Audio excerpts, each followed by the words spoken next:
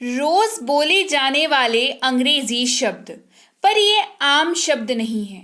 ये वो शब्द है जो वाक्य को एक स्वरूप प्रदान करते हैं, एक स्ट्रक्चर प्रदान करते हैं। तो आज की क्लास में आप सीखने वाले हैं शब्द, उनसे बने हुए वाक्य और उनका मतलब भी। तो ऐसे शब्द जो आपको अंग्रेजी बुलवा कर ही दम लेंगे, क्योंकि ये ऐसे शब्द हैं जिनकी मीनिंग आप हिंदी में ना हर रोज सुबह से शाम तक बोलते ही बोलते हो। तो इनको अब अंग्रेजी में जानेंगे और अंग्रेजी बोल कर ही हम मानेंगे। राइट, क्लास को चलिए शुरू करते हैं। सबसे पहला शब्द है एम, जिसका अर्थ होता है हूं। जब आप अपने बारे में बात कर रहे हो तो आप इस शब्द का प्रयोग खूब करते हैं ना। एक बात का ध्यान रखेंगे कि हूं का इस्तेमाल जब भी आप किसी हिंदी वाक्य में कर रहे हैं तो आप उसके जगह पर जब उस वाक्य को अंग्रेजी में कन्वर्ट करते हैं, अंग्रेजी में बदलते हैं, तो आप एम का इस्तेमाल करते हैं। राइट, लेकिन एम के साथ आपको एक और बात की खास ख्याल रखना होगा, दैट इज कि एम का इस्तेमाल आप सिर्फ और सिर्फ आई के साथ ही कर सकते हैं। किसके साथ कर सकते हैं भाई? ध्यान रखने वाली बात क्या है कि एम का इस्तेमाल आप सिर्फ और सिर्फ आई के साथ कर सकते हैं। जैसे मैं एक शिक्षक हूं, मैं एक शिक्षक हूं।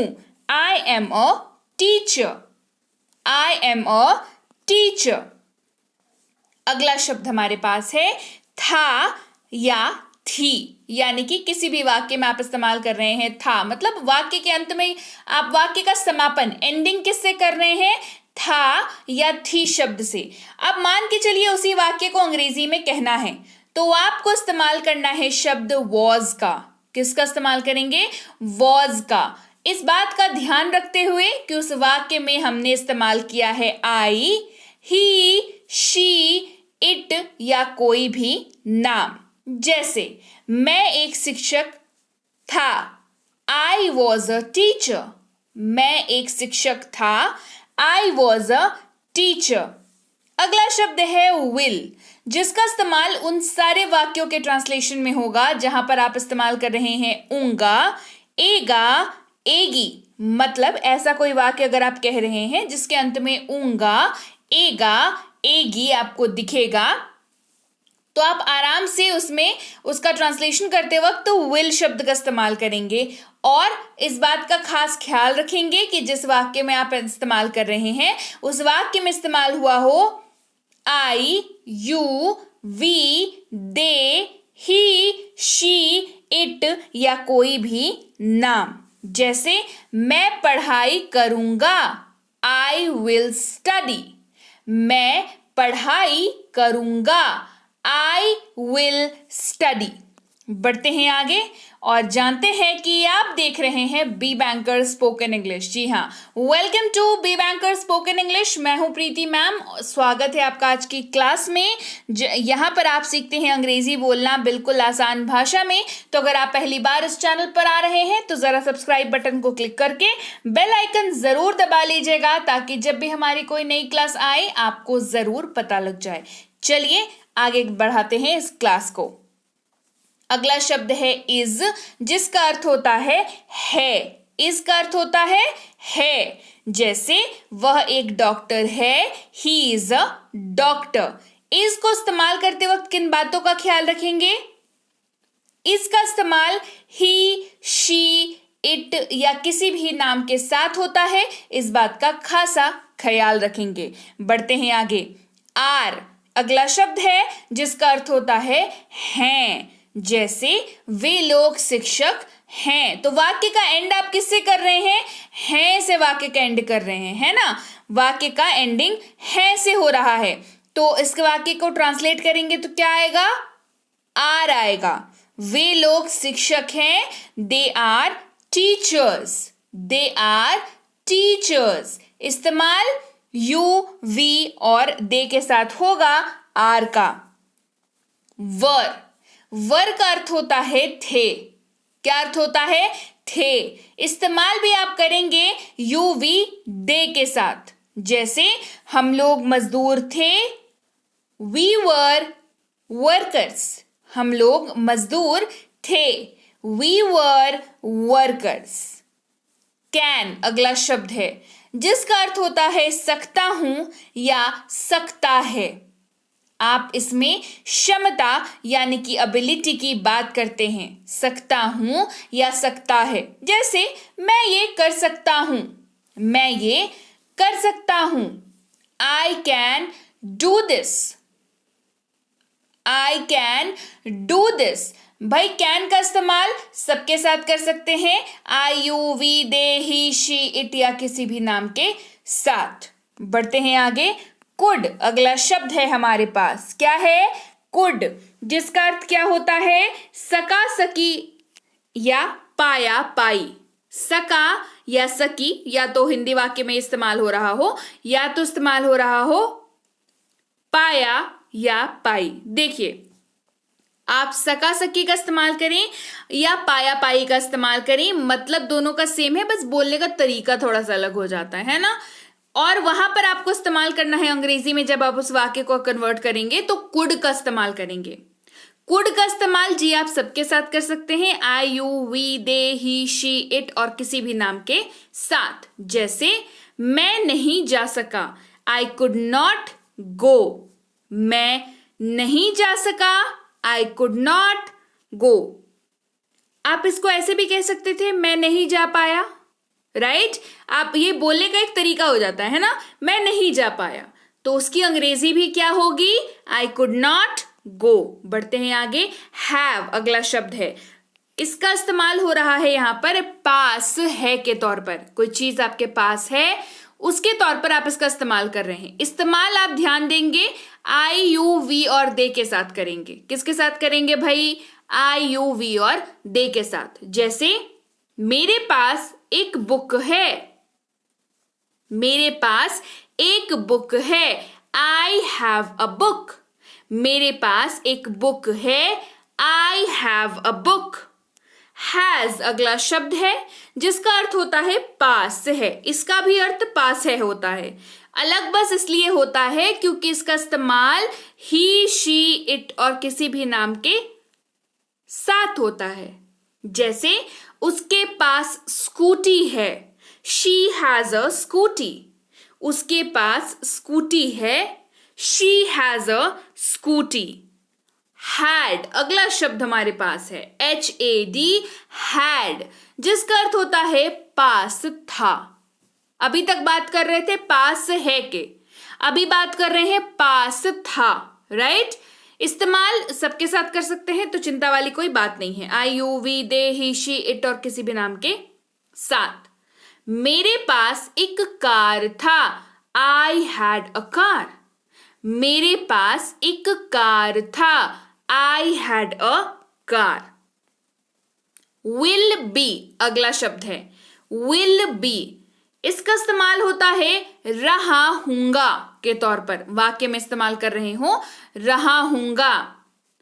रूल सबके साथ इस्तेमाल होता है तो रूल को लेकर के कुछ खास आपको याद रखने की जरूरत नहीं है, सबके साथ इस्तेमाल होता है। क्योंकि जैसे मैं पढ़ रहा हूंगा कहते हैं ना, मैं ये कर रहा हूंगा, मैं खा रहा हूंगा, मैं जा रहा हूंगा। तो देखिए आप ध्यान दीजिएगा, हर एक वाक्य में लास्ट में रहा हूंगा आपको सुनाई दे रहा है।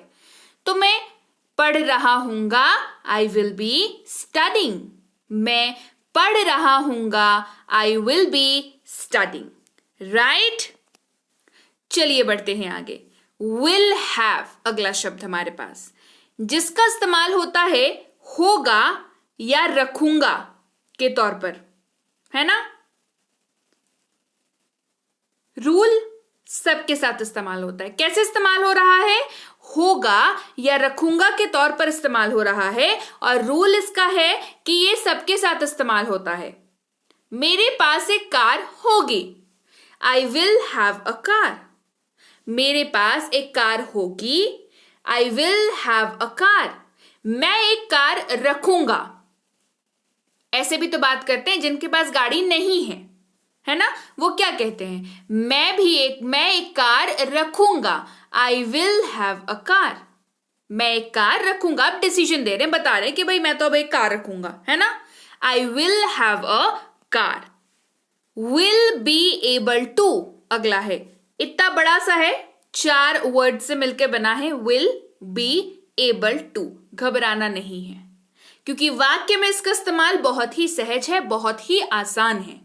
तो रूल सबसे पहले समझ लीजिए, रूल समझ करके काम निपटा डालिए, है ना। दैट इज कि रूल इसका है कि ये सबके साथ इस्तेमाल होता है। जब मैं कहूं सबके साथ, इसका मतलब है I, you, we, they, he, she, it या किसी भी नाम के साथ। मैं नहीं जा पाऊंगा, वाक्य हमने लिया। या आप कहेंगे मैं नहीं जा सकूंगा, I will not be able to go, I will not be able to go. अब ध्यान से आप एक चीज देखिए, इतना बड़ा सा वाक्य है, मैं नहीं जा पाऊंगा या मैं नहीं जा सकूंगा, बहुत आम वाक्य है। हम आप हम सब रोज, लगभग रोज इसका इस्तेमाल करते हैं। अरे मैं ये नहीं कर सकूंगा, मैं वहां नहीं जा सकूंगा, मैं नहीं खा सकूंगा, राइट, इस्तेमाल करते हैं। इसी को मैं अगर आपको बोलूं अंग्रेजी में कन्वर्ट करें तो हालत खराब हो जाती है ना, क्योंकि लगता है कि भाई इतने सारे शब्द हैं, सारे शब्दों का इस्तेमाल करना पड़ेगा, उनको अंग्रेजी में कन्वर्ट करना पड़ेगा। लेकिन अगर आप विल बी एबल टू का कॉन्सेप्ट याद रखते हैं, यानी कि आप बस इतना याद रखते हैं कि जब भी आप अपने हिंदी वाक्य में सकूंगा या पाऊंगा का इस्तेमाल कर रहे हो, उसकी अंग्रेजी में आपको विल बी एबल टू का इस्तेमाल करना है। उसके बाद आपका काम जो है ना वो 90% खत्म हो गया। कैसे? मैं नहीं जा पाऊंगा, इस वाक्य में देखिए हमने पाऊंगा के जगह पर will not be able to का इस्तेमाल कर दिया, विल बी एबल टू का इस्तेमाल कर दिया, नहीं है तो नॉट लगा दिया, जाने की बात हो रही है तो गो लगा दिया, और मैं है तो आई तो लगेगा। इतना ही आसान है ये। मैं नहीं जा पाऊंगा, I will not be able to go, बना किसकी सहायता से? हमने याद रखा विल बी एबल टू को, उसकी सहायता से, है ना। तो आपको ये चीज याद रखनी होगी। तो चलिए भाई, ये थी आज की क्लास जहां पर हमने सीखे मुट्ठी भर बहुत ज्यादा important words, extremely important words हैं ये, है ना, क्योंकि ये हर वाक्य को लगभग बनाने में आपका इस्तेमाल इसको आपको करना ही पड़ेगा।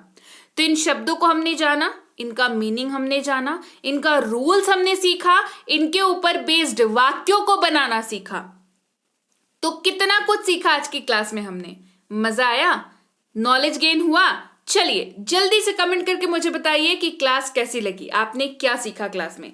क्लास बढ़िया लगी है, क्या करना है? क्लास को लाइक कर देना है। दूसरा क्या करना है भाई? शेयर करना है हर किसी को, हर एक बंदा या बंदी जो भी देख रहा है इस क्लास को, हर कोई इस क्लास को 5 टाइम्स शेयर करेगा। और कितने लोगों ने किया वो मुझे कमेंट करके अभी तुरंत बताएं, राइट। तो चलिए, क्लास बढ़िया लगी है तो आपने लाइक शेयर कमेंट कर दिया होगा। चैनल सब्सक्राइब अगर नहीं किया है तो खुद भी करिए और दूसरों से भी करवाइए। इसके साथ ही बता दूं, 10th की ई बुक बिल्कुल आ चुकी है, और इसके लिए आपको टेलीग्राम पर जो है पता करना होगा कि आप कैसे इस ई बुक को प्राप्त कर सकते हैं। फ्री में अगर कोर्स करना चाहते हैं स्पोकन इंग्लिश की, तो बेसिक प्लस स्पोकन इंग्लिश का कोर्स है, इसकी ई बुक भी अवेलेबल है, तो आप इसको जो है कर सकते हैं। ये इस नंबर के जरिए आप टेलीग्राम पर आए और इस कोर्स के बारे में जानकारी प्राप्त कर ले। मिनी स्पोकन इंग्लिश कोर्स या इसकी ई बुक के लिए भी आपको टेलीग्राम पर आना पड़ेगा, राइट। टेलीग्राम पर कैसे आएंगे? सर्च करेंगे, इस लिंक को टेलीग्राम ऐप से ओपन करेंगे या तो फिर इस नंबर को सेव कर लेंगे, और हम लोग क्या करेंगे उसके बाद सर्च करेंगे तो बी बैंकर एजुकेशन सोल्यूशन आपको दिख जाएगा, सबसे पहला सर्च मिलेगा। बता दूं, आप सिंपल सर्च भी करोगे ना बी बैंकर लिख करके तो भी सबसे पहला सर्च मिलेगा बी बैंकर एजुकेशन सोल्यूशन। 19,000 से ज्यादा सब्सक्राइबर्स दिखेंगे। बस उसी वाले चैनल को जाके ज्वाइन कर लेना है, और वहां पर रोज की क्लासेस मिला करेंगी, हमारे जो भी पेड कोर्सेज हैं उनकी जानकारी मिला करेंगे, हमारी फ्री कोर्सेज की जानकारी, हमारी रोज की क्लासेस, हमारी ई बुक्स, हमारी बुक्स, सबकी जानकारी आपको वहां पर मिल जाया करेगी। तो ये वाली कोर्स जो है प्रीमियम स्पोकन इंग्लिश की कोर्स, ये एक पेड कोर्स है। अगर आपको करनी है तो आप इसकी जानकारी टेलीग्राम पर प्राप्त कर सकते हैं। बेसिक इंग्लिश रीडिंग की कोर्स, मतलब इंग्लिश पढ़ना सीखना है तो अगर, तो इस कोर्स को आपको जरूर करना है, राइट। इस कोर्स की जानकारी भी जो है आपको टेलीग्राम पर मिल जाएगी। तो चलिए आप पहुंचिए टेलीग्राम पर, जिस भी कोर्स की जानकारी चाहिए, फ्री हो पेड हो, जानकारी वहां पर प्राप्त करें।